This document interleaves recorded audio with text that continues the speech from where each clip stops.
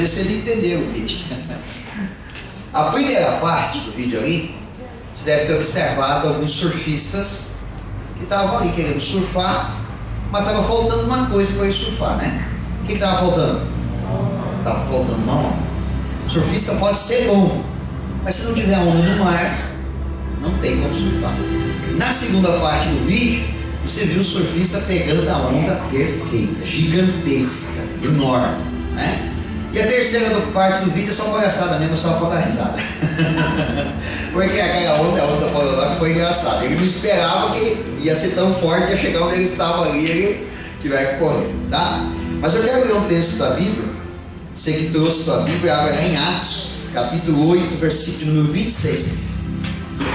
O texto que eu vou ler, eu já ministrei aqui no Trio do Crescimento, acredito que já umas 2 ou 3 vezes em cima desse texto, mas nunca falando especificamente do que eu quero falar nessa noite, tá? Glória a Deus. Aleluia, glória a Jesus. Atos, capítulo 8, versículo de número 26. Glória a Deus. Glória a Deus, aleluia. Amém? O anjo do Senhor falou a Filipe, dizendo: dispõe-te e vai para o lado do sul, no caminho que desce de Jerusalém a Gaza. Este se acha deserto. Ele se levantou e foi. Eis que o etíope Eunuco, alto oficial de Candace, rainha dos etíopes, o qual era superintendente de todo o seu tesouro, que viera adorar em Jerusalém, estava de volta e assentado no seu carro vinha lendo o profeta Isaías. Então disse o Espírito a Filipe: aproxima deste carro e acompanha-o. Correndo Filipe, ouviu ler o profeta Isaías e perguntou: compreendes o que vens lendo? Ele respondeu: como poderia entender se alguém não me explicar? E convidou Filipe a subir e a sentar-se junto a ele. Ora, a passagem da escritura que estava lendo era essa: foi levado como ovelha ao matadouro, e como um cordeiro mudo perante seu tosqueador, assim ele não abriu a boca. Na sua humilhação lhe negaram justiça. Quem lhe poderá descrever a geração? Porque da terra a sua vida é tirada. Então Eunuco disse a Filipe: peço-te que me expliques a quem se refere o profeta. Fala de si mesmo ou de algum outro? Então Filipe explicou, e começando por essa passagem da escritura, anunciou-lhe Jesus. Seguindo eles caminho fora, chegando a certo lugar onde havia água, disse o eunuco: eis aqui água, quem impede que eu seja batizado? Filipe respondeu: é lícito, se crês de todo o coração. E respondendo ele, disse: creio que Jesus Cristo é o Filho de Deus. Então mandou parar o carro, ambos desceram a água e Filipe batizou o eunuco. Quando saiu da água, o Espírito do Senhor arrebatou a Filipe, não o vendo mais o eunuco. E este foi seguindo o seu caminho cheio de júbilo. Mas Filipe veio achar-se em Azoto, e passando além, evangelizava todas as cidades até chegar a Cesareia. Amém? Glória a Deus. Queridos, em 1999, aliás, deixa eu começar um pouquinho antes. Em 1997, eu vim pela primeira vez ao Rio Grande do Sul. Eu vim na companhia de um pastor que veio ver uma igreja aqui no Rio Grande do Sul. Veio pregar na igreja e veio ver a igreja que estava fazendo uma troca. Eu me lembro exatamente até o dia, 15 de novembro de 1997. E nós ficamos hospedados na casa do pastor da igreja. E dormimos, eu e esse pastor dormimos no mesmo quarto. E na estante do quarto tinha um livro. E quando nós acordamos de manhã, levantamos no domingo de manhã, nós chegamos no sábado, à tardezinha. Viajamos sábado o dia inteiro, chegamos sábado à tardezinha. E aí fomos dormir sábado à noite. Domingo de manhã levantamos muito cedo, acho que umas 6 horas da manhã, levantamos, oramos. E aquela estante, fomos ler a Bíblia. E ali na estante de livro tinha vários livros. E nós demos uma olhadinha em alguns livros que estavam ali. E esse pastor com quem eu estava junto, ele pegou um livro. e o nome do livro era Uma Igreja com Propósito. Autor, um americano, Rick Varro. E eu vi aquele livro, não conhecia, nunca tinha visto aquele livro. E ele folheou, leu algumas páginas do livro e disse para mim assim: ó, esse livro aqui é muito bom. Um livro que já me foi muito recomendado a leitura desse livro. Ele disse: para quem é pastor é muito importante. Ele falou: mas eu não tenho esse livro ainda, mas um dia eu vou comprar. Tá. Isso que dia 15 de novembro de 1997. Ok. Ele pregou na igreja e tal, ali à noite fomos embora, viajamos a noite toda e tal. E em 1998 a troca se confirmou. Você vê que demorou um ano para eles trocarem de igreja. Ele veio aqui, veio em 97, só foi trocar no finalzinho de 98. Em 1999, se eu não me engano, abril ou maio de 99, eu vim embora para o Rio Grande do Sul, para a mesma cidade. E quando eu cheguei na cidade, fiquei ali, cidade de Bento Gonçalves, ficamos ali 8 meses. Esse pastor tinha comprado o livro. E aí um dia nós lá conversando, ele disse para mim: você lembra aquele livro que nós vimos lá na casa do pastor? Eu comprei o livro e já li. E o livro é muito bom. Se você quiser, eu te empresto para você ler, porque o livro é muito bom. Eu falei: não, eu quero sim. E ele me emprestou o livro, Uma Igreja com Propósito. Inclusive, esse livro depois eu não adquiri, mas eu comprei um outro do mesmo escritor, que tem um título parecido, que é Uma Vida com Propósito. Também é bom. E quando eu fui ler esse livro, Uma Igreja com Propósito, tem muitas coisas do que eu li ali que me marcaram e eu nunca mais esqueci. O pastor, ele relata um pouquinho a história da sua igreja. Ele era um seminarista, ele estava se formando no seminário teológico evangélico. Nesse meio tempo ele se casou e ele, depois que se formou no seminário teológico, ele decidiu seguir o ministério, sair e começar uma igreja. E a igreja a qual ele fazia parte lhe indicou uma cidade no litoral. Eu só não vou exatamente se é no litoral americano, no Canadá, não sei, mas é território americano. E indicaram essa cidade, que tinha poucas igrejas evangélicas para ele lá. Uma cidade difícil, uma cidade de litoral difícil de pregar o evangelho. E ele foi para lá e começou a fazer o trabalho. Então ele relata tudo isso no livro. Então ele disse que ele começou na casa dele. Quando ele reuniu um grupo de pessoas, uma das pessoas que ele ganhou para Jesus na sua casa era a professora ou diretora do colégio, algo assim. Ela conseguiu uma sala do colégio para fazer os trabalhos da igreja. Aí eles mudaram para a sala. Da sala eles foram com uma sala de reuniões maior.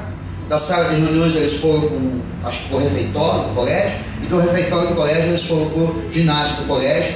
E de lá depois eles partiram com um local próprio e começaram a igreja. Quando eu li o livro, em 99, já fazia acho que uns 4, 5 anos que ele havia escrito esse livro, eu deve ter escrito lá por 94, por aí. Ele tinha uma igreja com 15 mil membros no litoral dessa cidade. E agora eu fui descobrir, agora uns 2 anos atrás, estudando sobre célula, ouvindo mensagens sobre célula, palestras sobre célula, é que eu fui descobrir que a igreja dele é uma igreja. Ele começou uma igreja em célula. No livro ele não relata nada disso, ele não fala nada de grupo familiar, não fala nada. Ele só faz o relato da igreja. Mas aí eu fui descobrir que realmente essa igreja começou em célula. Inclusive esse pastor, ele teve, acho que 1 ano atrás mais ou menos, o nome dele circulou muito na internet, porque infelizmente ele tinha um filho com problemas mentais e o filho dele se suicidou, acho que faz 1 ano e pouco. Um pastor muito renomado nos Estados Unidos. Agora, de muitas coisas que me chamou a atenção no livro, foi uma coisa que ele escreveu e eu nunca mais esqueci. Que ele disse assim: você sabe o que é o grande problema de muitas pessoas que se propõem em trabalhar no reino de Deus e ganhar alma para Jesus? É que elas pegam, inventam algo para fazer e elas querem por toda a lei que Deus abençoe. Elas elaboram o projeto, elas criam o projeto, elas colocam na mente algo e elas querem por toda a força que Deus abençoe. Aí ele diz o seguinte: se você quer ter sucesso no ministério, você precisa aprender com um surfista. O surfista pode ser bom do jeito que for, ele só vai surfar com excelência e pegar aquela onda sensacional se ele surfar na onda. Se ele entrar no mar que não tem onda, ele vai ficar esperando, pode até tentar uma manobra ali, mas não vai ter êxito. Ele falou: o grande problema de muitas pessoas é que elas pegam a sua prancha, o seu ministério, e elas querem surfar aonde o Espírito Santo não está movendo. Elas querem surfar em uma área aonde naquele momento Deus não está movendo. Então ele deu um conselho e disse assim: quer ter sucesso no ministério? Surfe na onda do Espírito. Veja o que Deus está fazendo naquele momento. E ele cita algo que nós pastores a gente já vive isso, a gente tem isso em mente, a gente sabe que é realidade. Tem uma época, irmãos, que Deus ele manda uma unção de cura para a igreja que é fora de série. As pessoas vêm, pedem oração, a gente ora, são curadas, vem, faz a campanha curada. Naquele momento Deus está movendo uma unção de cura dentro da igreja. É a hora de surfar nessa onda. Então não adianta nós querer surfar num mar que não tem onda, querer emplacar algo que naquele momento Deus não está movendo. Deus não está movendo. Vocês aqui todos são novos na fé. Os mais dinossauros aqui da fé é a irmã Magdalena e a Sheila, né? Deixa eu dar uma olhada. É a irmã Magdalena e a Sheila, os dinossauros da fé aqui. O restante é tudo. Quem tem mais de 5 anos convertido aí, levante a mão. Quero ver. Deu mais 5, 6, mais de 6 anos. Vai diminuir, tá? Esse é por aí. Você tem 6, 7. O que eu vou falar aqui, talvez vocês não vão lembrar. Houve uma época que veio uma unção para o Brasil, que era unção, qualquer um orava, botava a mão, caía gente. Caía, despencava. Não era endemoniado, caía da unção. Não sei se as irmãs lembram disso. Mas foi logo no período que eu me converti. E aquilo ali foi dominando por muito tempo. E tem muita gente insistindo até hoje nisso. Fez daquilo a doutrina da igreja. Então se não cair, não está bom. Uma vez não tem alguma coisa errada, pode ser. Alguma igreja está sendo movida com essa unção ainda. Teve uma época, eu não peguei essa época. Eu vim depois dessa época. Foi lá para mais ou menos coisa dos anos 90, 92, 93, por aí, uma unção de vituração de ouro. Eram vários pastores do Brasil ministrando, eles oravam, e as pessoas recebiam vituração de ouro no dente. Eu conheci 2 jovens, um rapaz e uma menina, eu congreguei junto com eles, eu vi, eles têm dente viturado de ouro na boca. E está lá o pai, que criou os filhos, inclusive criou sem mãe. A mãe os abandonou. E ele disse: pastor, eu acompanho meus filhos, eles já foram no dentista, mas eles não têm nenhuma vituração no dente. E numa noite eles receberam a vituração. Então foi um mover que o Espírito Santo trouxe para aquela época. E acontecia em vários lugares. Aqui no Rio Grande do Sul teve um pastor que Deus deu para ele uma unção. Então ele ungia as mãos, ele levantava as mãos. E quando ele levantava as mãos, as pessoas viam na mão dele. Uns viam câncer, outros viam úlcera, outros viam mancha de sangue, outros viam pó de ouro, várias coisas. E ele orava para as pessoas, e se a pessoa tivesse enferma era curada, alguns recebiam bênção e prosperidade, era tremendo. E ele ministrou essa unção na vida de um pastor, passou essa unção para a vida de um pastor. E eu estava lá o dia que ele ministrou a unção para esse pastor, e eu orei a Deus. Eu falei assim: Senhor, eu também quero ter essa unção. E teve um período em Novo Hamburgo que eu estava orando um monte. Era um tempo que a gente orava 10 vezes mais do que oramos hoje. A gente orava, ia toda semana para um monte, era oração na igreja, a gente orava muito mesmo. E estava orando no monte, e eu orei a Deus, falei, Senhor, aquela vez eu pedi aquela unção e tal, e Deus falou no meu coração, falou assim, eu te dei, use a unção. Você não usa, você tem, usa a unção. E eu ministrei, eu me lembro, eu fiz um período de campanha na igreja, e usei a unção. Ungi as mãos, levantei as mãos, e as pessoas vinham coisas na mão, e a gente orava por elas e tal, e acontecia, era um momento, a gente estava vivendo aquele momento, aquela unção, a onda do Espírito era aquilo ali. Nós aqui na nossa igreja tivemos vários momentos, quando nós seguimos a onda do Espírito, acontece, quando a gente quer inventar, Deus não vai se comprometer. Então veja bem, o texto que eu li, Filipe, ele estava tendo êxito no que estava fazendo, por quê? Porque quem conduzia ele era o Espírito Santo. Glória a Deus, aleluia. O Espírito Santo disse assim, vai lá para uma região de Gaza, que está deserta, vai para o deserto. Ele não questionou a orientação do Espírito Santo, ele foi para a região da Gaza, ele foi para aquele local deserto, e lá ele ganhou uma pessoa muito importante, que era um eunuco, que era uma espécie de tesoureiro de um reino, de uma rainha, um homem importante, um homem que vinha até Jerusalém para adorar a Deus, mas não conhecia Jesus. Ele temia a Deus, mas ele não conhecia a salvação que é Jesus Cristo. Filipe foi lá e o Espírito Santo conduzindo Filipe disse, olha, é a hora de você se aproximar do carro. Ele se aproximou, pregou a palavra para o eunuco se converteu. Foi uma conversão instantânea. Ele pregou e não teve medo, irmãos. Não teve medo de dizer assim, olha, quer aceitar Jesus como Salvador? Para isso tem que ser batizado. Ele pregou, ele falou, e o eunuco disse assim, aí o eunuco estava passando viu água. O eunuco disse assim, ali tem água, quem me impede de ser batizado? Ele disse, se você crê, é isso. E batizou o eunuco. Depois ele batizou o eunuco, o Espírito Santo arrebatou Filipe e levou para Azoto. E o eunuco continuou louvando a Deus e foi para a sua terra. O que será que aconteceu com o eunuco a partir daí? O eunuco, quando Deus faz isso na vida da pessoa, é porque Deus tem propósito rápido na vida da pessoa.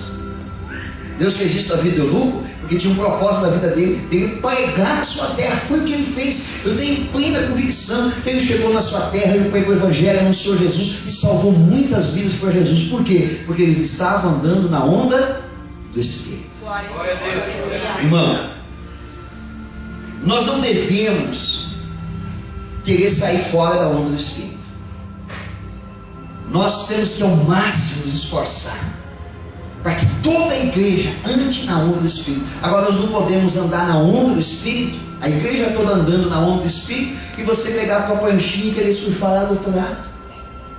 Você precisa andar na onda do Espírito. Aquilo que Deus está conduzindo a igreja, eu sei que tem certos momentos que a gente gostaria de estar fazendo uma coisa um pouco diferente, mas o que o Espírito Santo está conduzindo naquele momento é aquele tipo de trabalho. Por exemplo, nós tivemos um período aí dos cultos simultâneos. Muita gente ouviu o Evangelho, muita gente. Qual é o nosso grande propósito? Não é pregar o Evangelho? É. Glória a Deus. Nós ainda temos um pouco o problema do imediatismo. A gente já quer que aconteça. A gente já quer ver o resultado. Muitas das pessoas, aonde vocês estiveram fazendo o culto simultâneo, um dia entregarão a vida para Jesus de verdade e congregarão nessa igreja. Glória a Deus. O trabalho não vai ser em vão. Mas naquele momento a onda do Espírito estava nos conduzindo a fazer o quê? A fazer o culto simultâneo. A cada momento vem algo diferente, algo novo. Eu creio, irmãos, que o grande momento do Brasil é a igreja em célula. Eu creio. Glória a Deus. Aleluia. As igrejas que não estão batalhando, trabalhando para entrar no sistema de célula, daqui 10 anos, vão sentir o efeito. E muitos vão dizer, por que nós não entramos na visão? Por que nós não pagamos o preço? Eu estou lendo alguns artigos e estou lendo também, terminando de ler um livro, e o pastor, ele fala no livro, ele relata igrejas que demoraram, não sabe quanto tempo, para transicionar de uma igreja convencional para uma igreja em célula? 10 anos. 10 anos. Eu vi um pastor, enquanto nós participávamos do seminário, o pastor que ministrava o seminário, ele disse assim, não espere resultado imediato. Ele pode acontecer, mas são exceções. O resultado grandioso, ele vem a longo prazo. Aí ele deu alguns exemplos, ele perguntou, quem aqui pastoreia a mesma igreja há mais de 20 anos? Aí um monte de pastor levantou a mão. Como é que é a tua igreja hoje? Ela é pelo menos o dobro de tamanho de quando você assumiu? Quase ninguém disse que era o dobro. Quase ninguém. A maioria. Se começou lá uma igreja com 50, hoje tem 80. Se pegou lá uma igreja com 30, hoje tem 70. Aí ele disse assim, como trabalho de célula, isso não vai acontecer. Porque em 10, 20 anos, a tua igreja vai ser 5, 6, 10 vezes maior do que ela é hoje. Glória a Deus. Porque o trabalho de célula, ele vai produzir isso. E estava um pastor que tem 60 anos de idade, e ele disse assim, eu não quero saber disso aí, eu não tenho esse tempo todo. Que visão mesquinha, egoísta. Quer dizer, a igreja, ela só pode dar resultado enquanto estiver vivo. Depois, se vir, não quero nem saber dela. É lógico que não. É o legado que nós devemos deixar para as gerações futuras. Essa igreja aqui, irmãos, nós não estamos preparando e formando ela para nós, a nossa geração. Nós estamos preparando ela para a geração dos nossos filhos e dos nossos netos. É na geração deles que vai acontecer a grande diferença. Eu creio nisso. Nós já estamos tendo resultado e o teremos ainda mais. Vamos desfrutar dele, lógico que vamos. Mas nós temos que ter essa visão, nós temos que deixar um legado para essa geração, para eles não voltarem mais a ter aquele pensamento de fazer igreja do jeito que fazíamos antigamente. Não é. Por isso creio que o grande mover de Deus para os dias de hoje, para a igreja evangélica do Brasil, é o trabalho de célula. Só que nós temos que andar na onda do Espírito. Isso vale para a igreja em si, vale para mim como pastor, vale para você, pessoa que trabalha, líder de célula, você que é do núcleo. Isso vale individualmente para a tua célula. Se você andar na onda do Espírito, vai dar certo. Qual que é a onda do Espírito que está movendo a nossa igreja hoje? Nós tivemos aí semana passada, na célula do Gilberto, 7 pessoas aceitaram Jesus como Salvador. Glória a Deus. Isso tem que acontecer em todas as células. Todas as células, esse é o mover que Deus está trazendo. Nós tivemos um evento aqui, 20 pessoas aceitaram Jesus. Tivemos uma noite aqui, 30 e poucas pessoas aceitaram Jesus. No Obed-Edom foram 71 pessoas, se não me engano, no relatório, que aceitaram Jesus. E continua a acontecer. Então eu vejo que hoje o Espírito Santo está a mover de levar, pregar o Evangelho e convidar as pessoas a aceitar Jesus. Pode ser que a gente não veja um resultado tão expressivo no início, mas essa aceitação, o fato deles aceitarem Jesus na vida de muitos, vai mudar a história deles. Muitos de vocês que estão aqui nessa noite, estão aqui porque aceitaram Jesus. Se não tivesse feito, não estariam aqui. O que mudou na vida de vocês não foi a igreja que mudou, foi o Espírito Santo de Deus que mudou a vida de vocês. Amém? Então, Filipe teve êxito no seu ministério. Por quê? Porque ele andou na onda do Espírito. Aquilo que o Espírito estiver movendo, é ali que nós devemos andar. Nós devemos pegar a nossa prancha, o nosso ministério e surfar.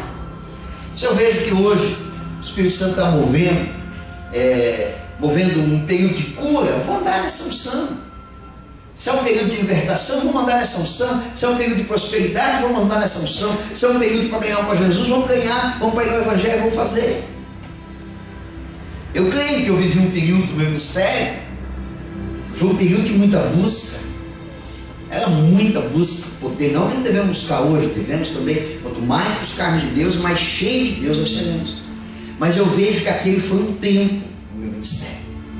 Era um tempo específico. Nós orávamos muito da igreja. Muito, a igreja orava, a igreja estava sempre em oração. Era uma busca de Deus. Nós íamos um monte, orar, para tudo quanto era lado. A gente buscava muito Deus. Era um tempo de Deus. Nós estávamos vivendo aquele tempo. O Espírito Santo nos movia, Ele nos impulsionava, Ele nos direcionava a isso. E aí o que a gente fazia? A gente andava na onda do Espírito, o Espírito Santo movia, dava certo, funcionava. Então nós temos que andar nessa onda do Espírito, entender, interpretar, discernir o que Deus está fazendo naquele momento, o que Ele quer fazer de fato. Aí eu mencionei no domingo aqui, a oração do Pai Nosso, diz o que? Seja feita a tua vontade. A vontade dele tem que prevalecer. Teremos momentos como o de Filipe, momentos tipo deserto. Teremos isso. A tua célula não vai bombar o tempo todo. Ela vai enfrentar alguns momentos difíceis. Talvez você, infelizmente, vá perder alguns do núcleo. Talvez vai acontecer. Talvez alguns vão te dar trabalho. Alguns você vai ter que ter um pouco mais de paciência. Alguns você vai ter que trabalhar um pouco mais. Talvez alguns de vocês que estão me ouvindo nesta noite gostariam já de ser líder de célula, mas talvez ainda não é o tempo. Ainda não é o tempo. Deus ainda vai trabalhar um pouco mais a tua vida. Deus vai te treinar mais, vai te formar mais, vai te ensinar mais. Então que seja feita a vontade dele, que a vontade dele. Se dependesse da minha vontade hoje, eu queria ter 50 células. Se dependesse da minha vontade, eu ia multiplicar umas quantas aí. Mas eu preciso entender o momento de Deus, o que Deus quer fazer, como Ele quer fazer. Se temos que viver um pequeno tempo de deserto, vamos viver. Vamos viver esse pequeno tempo, mas vamos andar na onda do Espírito. Aquilo que o Espírito Santo está fazendo. Aonde Ele nos impulsionar a irmos, nós iremos. Aquilo que Ele nos impulsionar a fazermos, é aquilo que nós vamos fazer. Não vamos inventar nada. Não vamos ficar inventando coisas. Pastor, mas se nós fizéssemos assim, mas eu tenho uma outra ideia, mas se fizéssemos daquele jeito, aquele outro. Não vamos gastar energia em coisas que não são produtivas. O Espírito Santo não está abençoando. Um dos artigos que eu estou lendo, um dos escritores, um pastor, não sei dizer se é americano, o que é, acredito que seja, ele diz o seguinte: ele pastoreava uma igreja, não me recordo a quantidade de pessoas, mas uma igreja já grande. E quando eles começaram a introduzir o trabalho de célula, ele percebeu que os líderes capacitados em condições de entrar no trabalho de célula, eles estavam todos comprometidos com os programas da igreja. Eram muitos programas na igreja. E ele disse assim, e programas que não davam assim tanto resultado. Eram programas que existiam na igreja há anos, e que serviam para reunir os crentes ali. Mas o resultado, que é ganhar alma para Jesus, eles não traziam. Então ele disse que esbarrou nesse problema. E aí ele relata o seguinte, que ele também foi testemunha de um pastor que tentou acabar com os programas da igreja. E já de cara introduziu o trabalho de célula com os líderes que cuidavam dos programas da igreja. E não deu certo. Porque aqueles líderes, eles eram muito apaixonados pelos programas e pouco apaixonados pela célula. Então, como ele foi testemunha disso, ele disse, eu não posso aplicar o mesmo na minha igreja. Ele disse, eu vou fazer diferente. Primeiro eu preciso fazer com que as pessoas da minha igreja se apaixonem por célula. E aos poucos vão deixando os programas da igreja e se dedicando ao trabalho de célula. Então, irmãos, enquanto eu lia esse artigo, eu ficava pensando. Às vezes eu vejo alguns líderes que eles estão batalhando tanto para tentar formar mais alguém, para levantar mais alguém na célula, para trabalhar no núcleo, para vir para o trilho de crescimento, e nem sempre estão tendo êxito. Então, quando eu li esse artigo, algo veio no meu coração. Que o segredo qual é? Levar as pessoas a se apaixonar pelo trabalho de célula. Se apaixonar pelas pessoas, amar as pessoas, se preocupar com elas, dedicação por elas, ver que elas são o motivo da existência da célula. Glória a Deus. E daí elas vão entender isso. E vão dizer, não, eu quero começar a fazer parte. Quero produzir, o que ele tem que fazer aí para mim, para trabalhar, para me ajudar, para me envolver. Esse é o caminho. Esse é o caminho que tem que ser aplicado dentro das nossas células. Levar as pessoas a se apaixonar. Quando um rapaz ele quer que a moça se apaixone por ele, o que ele faz, irmãos? Ele investe. Não investe? Ele compra flores, caixa de bombom. Ele anda quilômetros se for preciso para conquistar o coração da moça, né? É isso que nós precisamos fazer com os irmãos da nossa célula.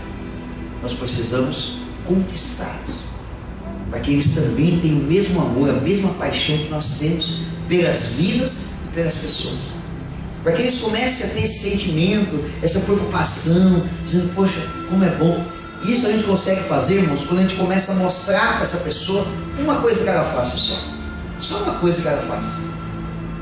Por alguém, nós enaltecemos isso, né? Mostramos para ela que coisa bacana, que legal que você fez, parabéns por essa tua preocupação, por esse amor que está tendo por as pessoas. E aí elas vão começar, aos poucos, poxa, não, isso foi legal, isso foi bacana. Aos poucos elas vão se apaixonar. Porque infelizmente, irmãos, nós vivemos num mundo que ainda é bastante egoísta. Você pode ver. Muita gente ajuda muita gente, mas isso eu já até falei aqui na igreja, mas muito do que nós ajudamos é desencargo de consciência, né? Alguém chega aqui pedindo um prato de comida, a gente logo dá. Tá aqui, ó, você queria comida, tá aqui a comida, né? Alguém chega passando fio perto do cobertor e a gente já providencia o cobertor. Isso resolve o problema da pessoa naquele momento. Não resolve o problema dela. O problema dela de fato não foi resolvido. Foi dado uma maquiada. E a gente se sente um pouco melhor. Assim, eu fiz a minha parte, eu ajudei. Ajudar mesmo é se nós tirássemos essa pessoa daquela condição. Então isso é uma questão cultural. Nós vivemos isso. É enraizado em nós. Ainda nós vivemos um pouco do egoísmo e nos preocuparmos de nós mesmos, e quando ajudamos para tirar um pouquinho o peso da consciência. Então, por ter esse pensamento, na questão espiritual de ganhar alma para Jesus, às vezes nós fazemos o mesmo. Pastor, mas eu já falei de Jesus para aquela pessoa lá, agora ela é Deus, né? Minha parte já fiz.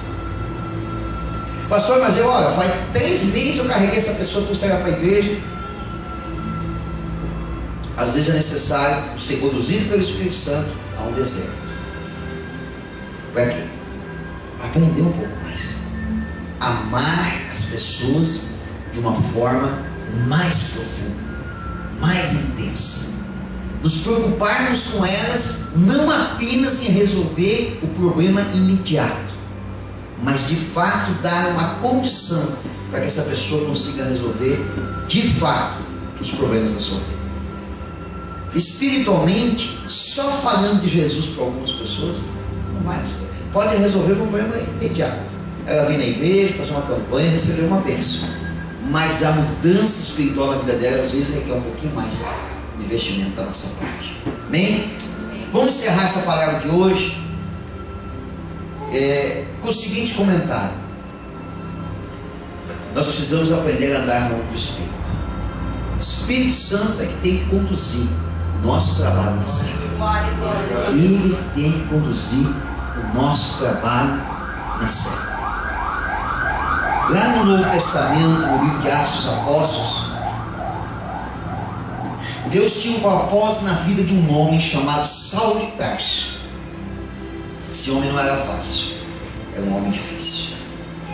O Senhor Jesus, ele era tão difícil que o Senhor Jesus nem mandou ninguém evangelizar ele. Jesus já foi pessoalmente mesmo, deu uma bordoada nele, derrubou ele, para ele poder entender que ele era um homem difícil. Só que Saulo de Tarso ele só se converteria de verdade, entregaria sua vida para Jesus, se um homem orasse por ele. Ele havia tido um encontro com Jesus, mas Deus nunca descartou a autoridade humana sobre alguém, nunca. Você pode ler a Bíblia de Gênesis, Apocalipse, você não vai encontrar lugar nenhum que alguém tenha recebido algo sem ter recebido essa incumbência, essa liberação, essa autoridade através de uma outra pessoa. Todos, até o maioral Abraão aconteceu com ele, né? Moisés também aconteceu com ele. Alguém de autoridade espiritual precisou abençoar. Então Saulo de Tarso teve um encontro pessoal com Jesus. Jesus arrebentou com ele, mas Jesus mandou alguém para orar por ele. Quem é essa pessoa? Um surfista chamado Ananias. Ele era um surfista. Sabe por que ele era? Porque ele andava na onda do Espírito. Glória a Deus. O Espírito Santo foi lá e falou para ele assim: ó, vai lá e ora por Saulo. Glória a Deus. E ele foi até lá e orou por Saulo de Tarso. E Saulo de Tarso se tornou o grande apóstolo Paulo que nós conhecemos da Bíblia. Seja um surfista espiritual. Ande na onda do Espírito. Aleluia. Quem sabe o Espírito Santo está te impulsionando. Está te impulsionando a você procurar alguém, a orar por alguém, a ir na casa de alguém, a fazer algo. E sabe, o Espírito Santo está, e você está assim meio que resistindo, dizendo: eu vou, eu não sei. Deixe o Espírito Santo conduzir a tua vida. Surfe na onda do Espírito. E você vai ver que assim como o Filipe, você vai ter muito resultado. Glória a Deus. Amém?